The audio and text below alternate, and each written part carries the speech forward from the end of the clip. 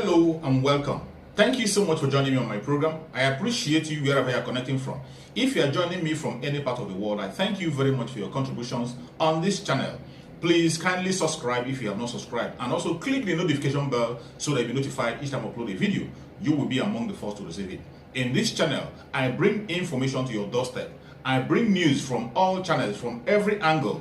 Things that have to do about the world, things that have to do about Africa, more especially Nigeria. I bring it to your doorstep. Some information that you ignore, some information that you cannot be able to come across, I look for them, I bring it to your doorstep for you to see. Every video you see on this channel is for educational purpose, to keep you up and get you aware of what is happening in the contraction called Nigeria, more especially. I bring the information to your doorstep. They are not lies. Most of the videos you're going to watch here are videos that are coming from the conventional media, and some of us sometimes are lazy to get into it. Some of us sometimes are too busy to be able to lay our hand on this. That is why I bring the videos to your doorstep.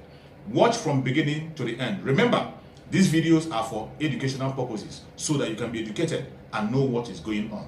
Let us watch together. At the end, you can go to the comment section and put down your comment. Give your opinion. Say it the way you feel it. Nobody's going to come against you. It's a free world, and this is the social media where people say it and set the record straight exactly the way it is without being controlled. Do that on the comment section. Let us watch the video together as it comes. Thank you. But the North doesn't trust the Southeast because of the IPOB agitations there, and the North wants a united Nigeria. Do you think that on that basis, the North will have a challenge voting with anyone from the Southeast? Again, so far it's only Obi we're talking about. So why don't we talk? He's not with the only Southeasterner on the ballot, you know that, right? He's not. He's not. Ah, okay, yeah, but he's the only one that he's the most prominent one. He's the front runner. Okay, so he's the elephant in the room. Why don't we ask the question directly? Will a northerner vote for Peter Obi? That's what you want to ask. Yes. Why not? Why not? But the concerns, you said the average northerner, the average northerner is very sophisticated. And the average northerner is very knowledgeable. He will choose what is right for him, like everybody else. And if he doesn't think that issues like IPOB should have been, the fire of IPOB should have been put out as evidence that the Southeast, anybody from the Southeast is serious about asking Nigerians for his mandate. People, when I say this, people say, why don't you say the same thing about Atiku and Tinubu? And I'm saying the stakes are higher for somebody from the Southeast. Somebody like Obi. If the South is the population of the Southeast is entirely supporting him, Igbo elite is supporting him, we ought to see a serious de-escalation of activities of IPOB. If nothing else, just to show that he can actually put out, reduce the level of exposure. Because that everybody has a primary constituency. Whether you like it or not, his primary constituency is the Southeast. So that's why it's important. When I say this, it's not necessarily to say that, like some people say, call out Atiku over Boko Haram. Yeah, so I was also going to draw your attention to the agitation in the Southwest as well. Do you think that applies to the APC presidential candidate? Let me just say this. The more people play the ethnic card, the more everybody has an ethnic identity. If you keep harping on this issue that he is ours, he is Igbo, he is ours, he is Yoruba, he is ours, all you're going to do is to trigger he is ours because he's from the north, either he's House of Fulani or whatever. That's all you're going to do. And people will line up eventually behind people the same way that you will line up behind yours. And we don't want that. Believe me, this country doesn't want an ethnic president. They don't want a president elected on the basis of his faith. We want a president who will be voted in because enough Nigerians feel comfortable enough and confident enough that he will actually fix the problems of this country. You said that it would be difficult for the Labour Party presidential candidate, Peter Obi, to emerged victorious in the elections due to what you describe as him battling titans, Atiku and Tinubu. And I recall having a conversation with Professor Ango Abdullahi, who said something similar. It would almost be impossible for him to win an election of this magnitude. And some would want to interpret this to me that the Northern Elders Forum may not be looking in that direction, since you already hold these positions. No, I think to be fair to both Professor Ango and me, you asked us a question about his prospects for being elected. And the response is, we look at Nigeria, we look at the Labour Party, we look at Obis as a candidate, and Deti as his, and we look at where they stand in relation to all the competitions and the problems that they will have to face. To win an election for them would involve the same requirement for Atiku and Tinubu to win an election. That means votes, real votes, have been cast to give you 25% of the votes in 24 states and to give you the absolute majority of local votes cast. Currently, he's facing he's facing the problem of dealing with two huge parties that have massive resources and support in many parts of the North, in many parts of Nigeria. He's got to reduce that support they have and tilt it in his direction. That's going to take a lot of resources. That's going to take a lot of mobilization, money, and marketing. Then you have people who will mobilize for you because they are also contesting. He doesn't have as many people, candidates for state assemblies, federal House of Reps, senators, governors, as APC and PDP have. They don't. He doesn't have that. And that's a critical requirement.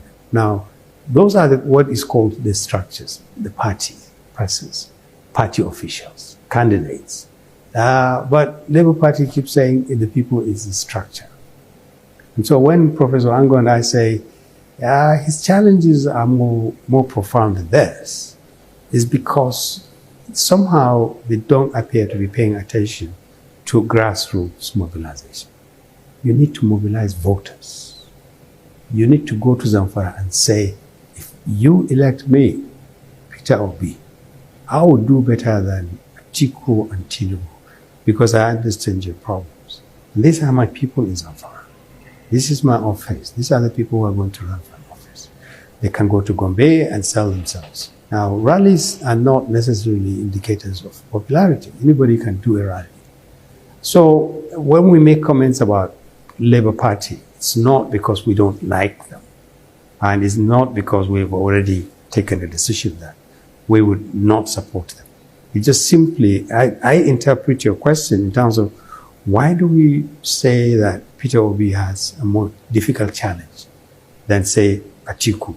And then go further to ask whether you would consider supporting a candidate with that kind of challenge. Well, why not? We're not just supporting someone who has the best chance of winning. We're looking for a candidate who is the best out of all of them. And when we say the best, we mean in character, in background, in what we see as a preparedness to lead a country.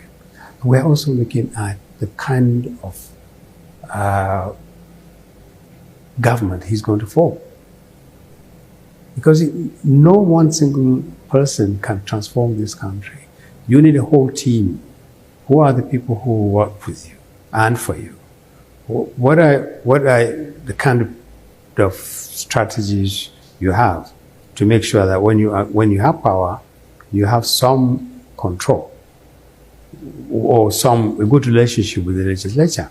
People say things like, "Oh, don't worry about Peter. If he becomes president, everybody will defect and join Labour Party."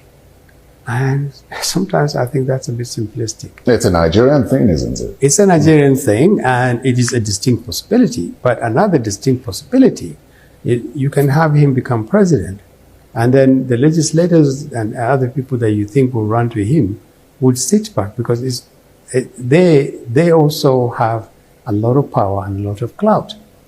And they may not necessarily defect. The people who would be in the House of Representatives and in the Senate and governors will be from the APC and PDP. They will ask, does it pay us more to join Labour Party to leave our tickets, or does it pay us more to get him to do what we want? Are you saying that you don't see the Labour Party winning good numbers in the House of Representatives and the Senate? I'm looking at the numbers of people they even have who will contest. But you do realize that there have been defections from either both of these parties to the Labour Party as well. Yeah. Look, who is going to be your candidate or not is sealed. From INEC now, you can get a picture of how many people Labour Party has across the country who run for state assemblies, who run for Federal House of Reps, except for a few that are still being litigated, who will be senators, governors. Look at the quality of the people who will be governors. Do they stand a good chance of becoming governors as opposed to the APC and PDP's candidates? You have to put all those factors on the table and decide. But we are not going to decide purely on the basis of who has the best chance of becoming president. You could have the best chance of becoming president, but you may not have the best chance of becoming the best president or the right president. And we're looking for the right person. A lot of mutations, a lot of assumptions are being made. Okay, even if he doesn't have the people now, he's likely to get them. Mm-hmm. But we're worried about a situation where the post-election, we want a president who will hit the ground running, who is prepared right now, if he gets elected, to begin governance. And tonight, we consider the question, what kinds of emergencies will lead to postponement and suspension of elections? It'll be interesting to know how much the public knows about this aspect of our electoral process. So let's get some answers from the street. If they go to our, let me say, INEC office now and go there and burn the office down, they will tell you that's where they have our recorded stuff and all this. They'll come out with stories. That one can lead to postponement of election. Unless they burn INEC office or the candidate die. Like insurgency, like not ready when the INEC body is not ready. Those are the factors now. They are saying now that they burn INEC office here, burn some of their materials and ballot box and other things that they're mentioning. Their materials anyway. So they may use that as an excuse to stop the election. Interesting responses there. Now, it is challenging to hold elections under circumstances where safety and security of INEC officials, voters, as well as election materials are not guaranteed. So where there is no peace, elections cannot hold. The 2022 Electoral Act creates two types of emergencies and what INEC should do in those cases. The first one is if emergencies occur before election. And what the law says is that INEC can postpone election in any part of the country where there is reason to believe that a serious breach of peace, where there is reason to believe that there will be violence, or where a natural disaster or other emergencies will make the conduct of election impossible. Now, INEC can postpone elections in those places and appoint for a new date for holding that election. But the law provides conditions where postponement of elections can occur in this type of emergencies that occur before election. And what the law says is that for INEC to postpone elections, the reason must be cogent. In other words, the reason must be strong enough that will make it impossible to conduct election. The second reason is that the reason must be verifiable. What is the second type of emergencies? The second type are emergencies that occur during election. And here is what the law says.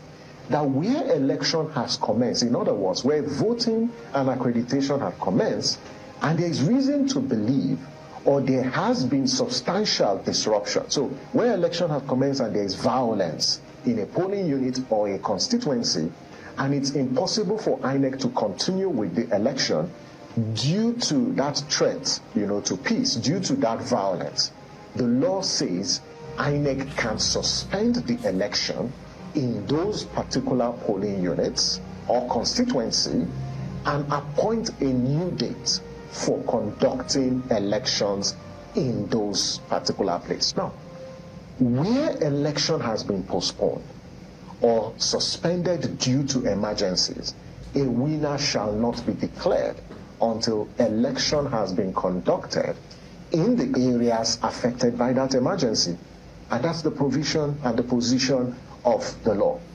But then the law also says that in cases where election was suspended due to disruption or violence, INEC can still go ahead and declare a winner if the result of the election in those affected areas, will not affect the final results. You can watch previous episodes of Election 101 and 5 on our YouTube channel, Yaga Africa TV. Also send us your questions and comments via the mediums displayed on your screen, because we'd love to hear from you. Thank you for watching. Remember, your vote can make it. Thank you so much for watching. I hope you have been educated with this video. I hope you have learned something from the video you just watched. Please go to the comment section and put down your comments. Whatever you think about the video you have watched, or anything you have learned that you want to share together, go to the comment section and keep yourself busy. It's a free place where people share their opinion. And please, if you have not subscribed to this channel, kindly subscribe to the channel. Click the notification bell so that you'll be notified each time a video comes out. And also, share the video to your family and friends. Share it to all platforms so that people can get aware of what is happening in the world, mainly in the contraption called Nigeria. We have to keep people on their toe, keep people informed on what is going on. That is exactly what we are doing. Every video you are watching in this channel is for the purpose of education and nothing more. Thank you so much for watching, and remember us. Bye-bye. See you again.